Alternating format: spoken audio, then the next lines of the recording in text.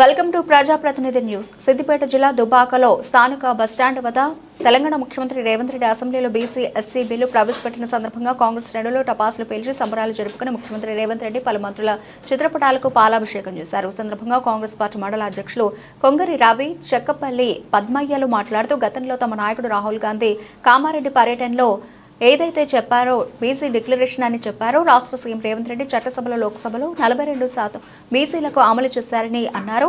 అలాగే అంతేకాకుండా SC వర్గీకరణలో 20% reservation కల్పించి విద్యా ఉద్యోగాలు కల్పించిన ఘనత కాంగ్రెస్ ప్రభుత్వానికి దక్కుతుందని అన్నారు. బీజేపీ కూడా పార్లమెంట్లో ఈ బిల్లును ఆమోదించాలని, ఇప్పుడే మీకు బీసీల పట్ల ప్రేమ ఉందని తెలుస్తుందని అన్నారు.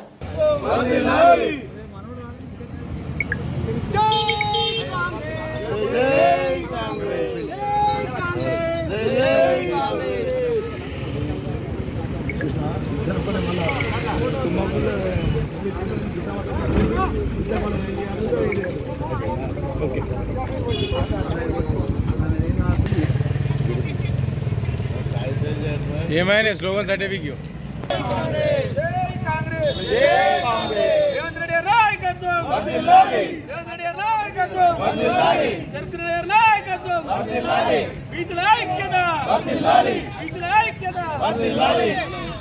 కానీ తొందరగా అమ్మ ఇటు చూడండి. బీసీ మహిళలు ఇక్కడ చూడవచ్చు, లక్ష్మక్క మీద వస్తుంది కాంగ్రెస్.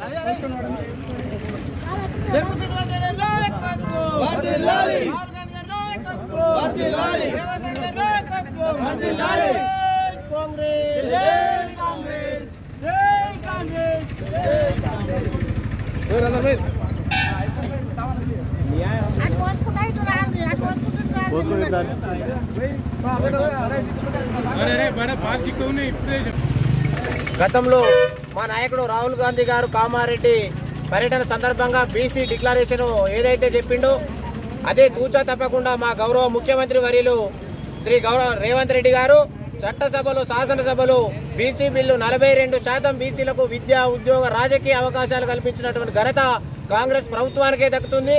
అదేవిధంగా ఏదైతే ఎస్సీలకు కూడా 20% వర్గీకరణ పేరుతో చేసి విద్యా ఉద్యోగ అవకాశాల్లో సమాన ప్రాధాన్యం కల్పిస్తామని చెప్పడం చాలా హర్షించదగ్గం.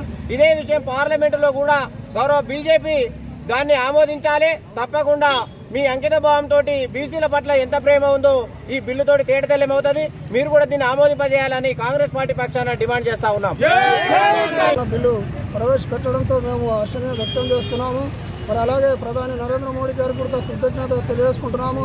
మరి మాదిగ జాతిపిత మాన్యశ్రీ మందకృష్ణ మాదిగ గారి సుదీర్ఘ 30 సంవత్సరాల ఉద్యమ పోరాట ఫలితమే ఈరోజు వర్గీకరణ బిల్లు అదైంది. కావున మరి తెలంగాణ రాష్ట్ర యావత్ మాదిగల తరఫున మేమందరం మరి రేవంత్ రెడ్డి గారికి ప్రత్యేక కృతజ్ఞతలు తెలుపుకుంటున్నాము. జై కాంగ్రెస్.